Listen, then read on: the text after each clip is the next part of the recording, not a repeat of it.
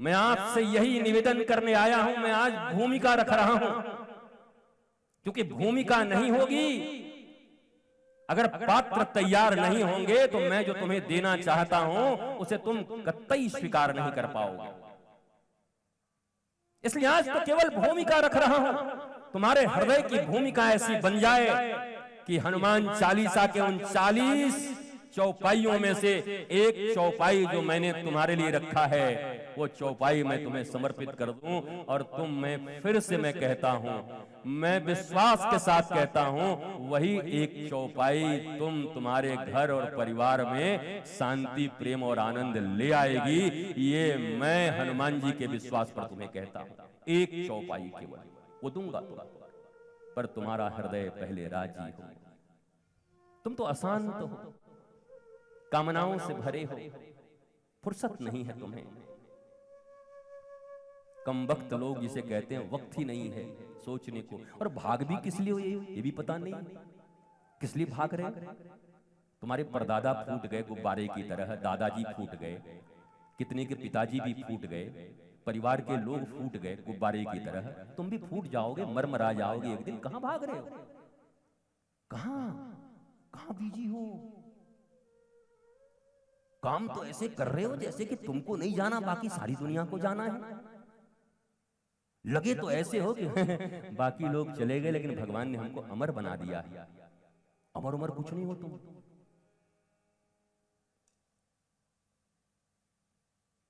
और फिर तुमसे एक प्रश्न भी करता, बच्चों के करियर के लिए इतने परेशान हो, इतने सब कुछ काम कर रहे हो, मैं इस पांडाल में बैठे हुए लोगों से एक सवाल पूछना चाहता हूं।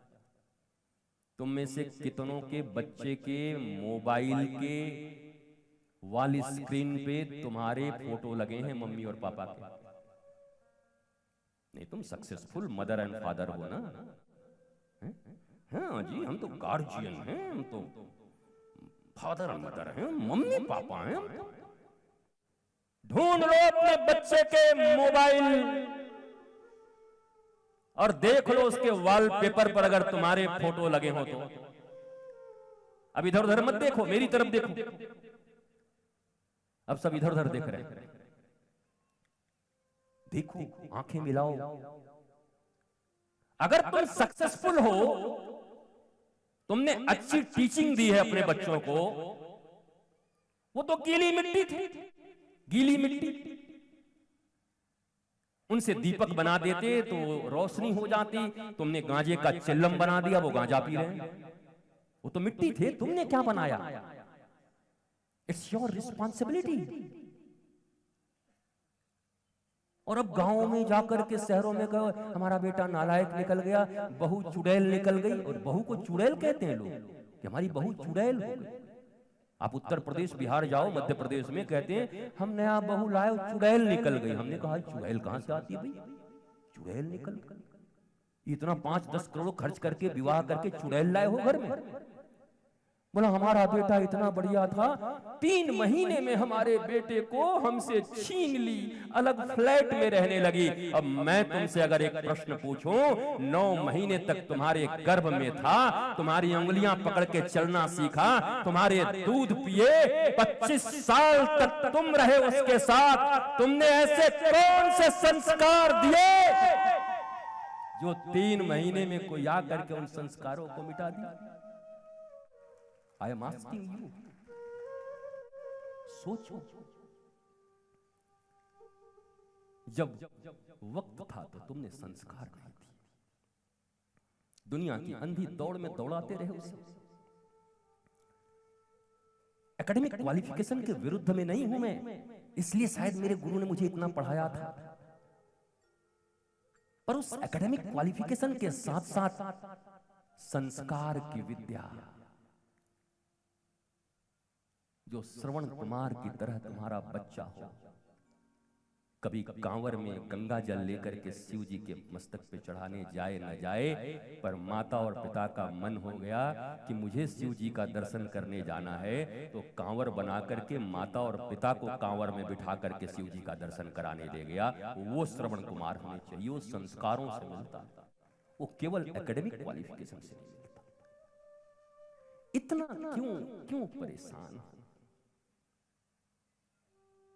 आखिर उन्हीं बच्चों से आंखें कैसे मिला पाओगे अगर वो तुमसे पूछेंगे एक दिन कि मम्मी पापा मैं तो छोटा सा नन्हा सा था, मैं तो कुछ नहीं जानता था, तुम मुझे जैसा बनाए हो मैं वैसा बन गया। क्या जवाब दोगे? क्या उत्तर दोगे? बोलो। क्या तुमने हाथ पकड़कर उन्हें किसी श्रेष्ठ गुरु का शरण दिखाया समय रहते? क्या किसी धर्म ग्रंथ के उन श्रेष्ठ सूत्रों का अध्ययन कराया? क्या ये सिखाया कि तो डॉक्टर नहीं भी बन पाएगा तो चलेगा, इंजीनियर न भी बन पाए तो चलेगा, आईएएस आईपीएस न भी बनेगा तो चलेगा, पर मैं चाहता हूं कि तू आदमी के रूप में पैदा हुआ है, कम से कम आदमी तो जरूर बन जाना, स्वयं भी सुखी रहना और लोगों को सुखी करते रहना। इतना तो कह सकते थे, इतना क्यों नहीं बनाया? ये दर्द तुम्हें ही झेलने होंगे, और सिर्फ तुम नहीं झेलते, समाज भी झेलता है। किसी निर्भया के साथ जब कांड होते हैं दिल्ली की खुली सड़कों पर, तो केवल निर्भया और उनकी मां नहीं, करोड़ों माताओं के दिल और करोड़ों बच्चियों के दिल दहल जाते हैं कि हम क्या सड़कों पर निकलने योग्य हैं? वो भी तो किसी माँ बाप का बच्चा ही होगा ना, उसको भी तो पाला होगा माँ और बाप ने। क्या सिखाया था, क्या संस्कार दिए थे? तुम्हारे बड़े होते ही तुम्हारे बेटे तुम्हारी बेटियां तुमसे कहने लगते हैं प्लीज पापा स्टॉप ना, बहुत बोलते हैं आप। जब तक जवानी थी तब तक हम लोग को ठीक से रहने नहीं दिए, और अब अभी भी आप बोलते रहते हैं प्लीज खामोश हो जाइए, चुप रहिए, सुना करिए। क्या इस दिन के लिए बच्चे पैदा किए? इस 70 साल की जिंदगी में और कितनी जिल्लत झेलोगे?